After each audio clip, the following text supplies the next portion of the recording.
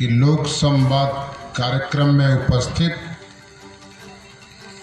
बलिया जिला के उदीयमान जिलाधिकारी महोदय, मुख्य विकास अधिकारी महोदय, गढ़वाल ब्लॉक के प्रमुख जी, उपस्थित सभी मंचासीन इस जनपद के प्रशासनिक अधिकारीगण और इस समारोह में उपस्थित सभी ग्राम सभा के सदस्य, माननीय प्रधान, बीडीसी, अन्य सभी पंचायत भाइयों, देवियों तथा सज्जनों,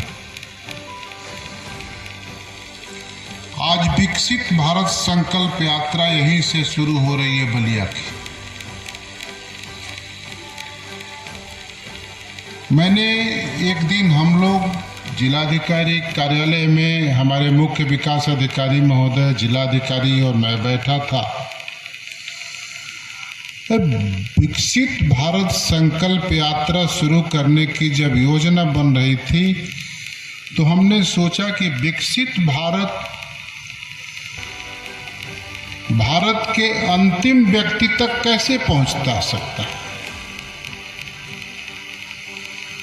और उसी दिन यह योजना बनी कि गांव सभा के चुने हुए सदस्यों से संवाद करना लोकतंत्र की शक्ति को ताकतवर बनाने का एक बहुत बड़ा आधार बनेगा।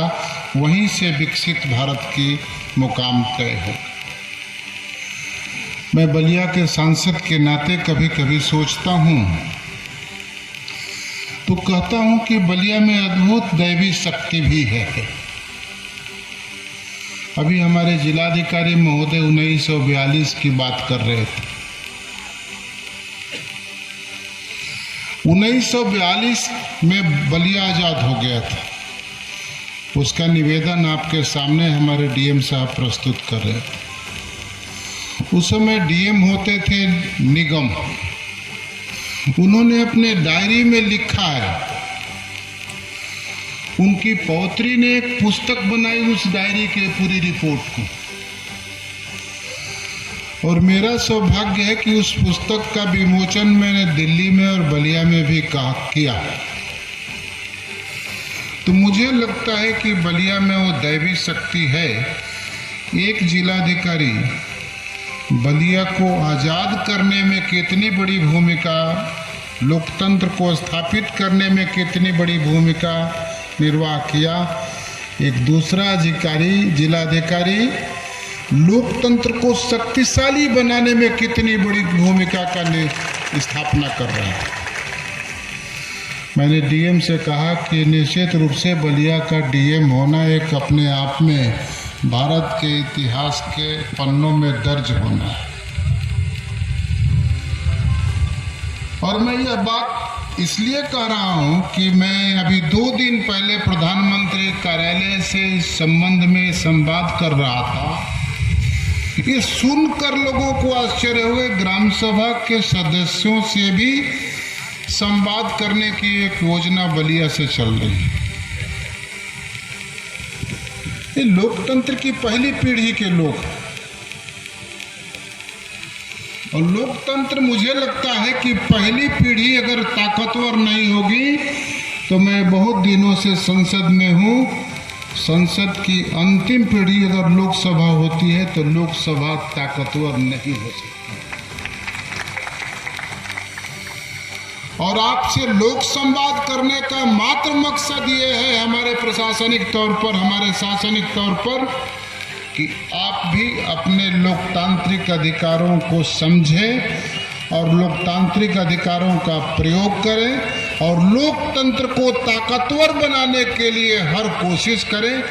लोकतंत्र शक्तिशाली होगा तभी दबी हुई आवाज़ अपनी बात कहीं भी कहने के लिए सक्षम होगा।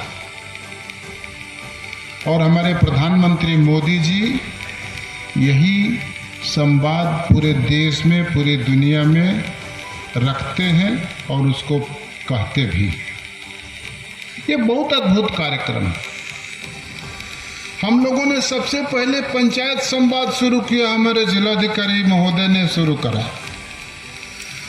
मैंने प्रधानमंत्री जी को बताया पूरे देश में पंचायत संवाद शुरू हो गया। मैं जाऊंगा, अभी हमारे 4 तारीख से पार्लियामेंट शुरू होगी। मैंने अपने जिलाधिकारी और मुख्य विकास अधिकारी महोदय को बताया कि मैं पहला ये बात संसद में रखने वाला हूँ कि हमारे जनपद के जिलाधिकारी और मुख्य विकास अधिकारी लोकतंत्र को शक्तिशाली बनाने का एक अनूठा प्रयोग किस तरह कर रहे हैं, जो गढ़वाल के ब्लॉक से शुरू हुआ। और ये देश के लिए मैं कह सकता हूं, मैं देश भर में घूमता हूं, ये देश के लिए एक उदाहरण बनेगा। आप समझ सकते हैं, ग्राम सभा के सदस्य बैठे, इन लोगों को भी लगता हुआ कि इस तरह के संवाद में हमको उपस्थित रहने के लिए इनके सेक्रेटरी साहब जब इनके घर पर गए होंगे तो ये तो पहले भयभीत हो गए होंगे, कहे के सेक्रेटरी साहब आ गए लो भाई नो।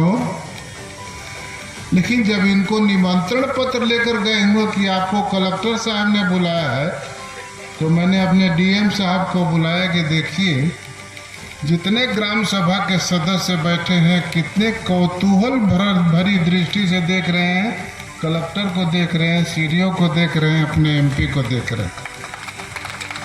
गांव सभा का सदस्य बेचारा कहाँ देखता है कलेक्टर, कहाँ एमपी को देखता है, हम भी जानते हैं। और मैं इस बात को प्रामाणिकता के साथ कह सकता हूं कि लोकतंत्र की मूल ताकत गांव सभा के सदस्य से शुरू होती है, तब संसद तक जाती है। और बलिया ने अगर देश को ये बताया है कि देश आजाद होने का रास्ता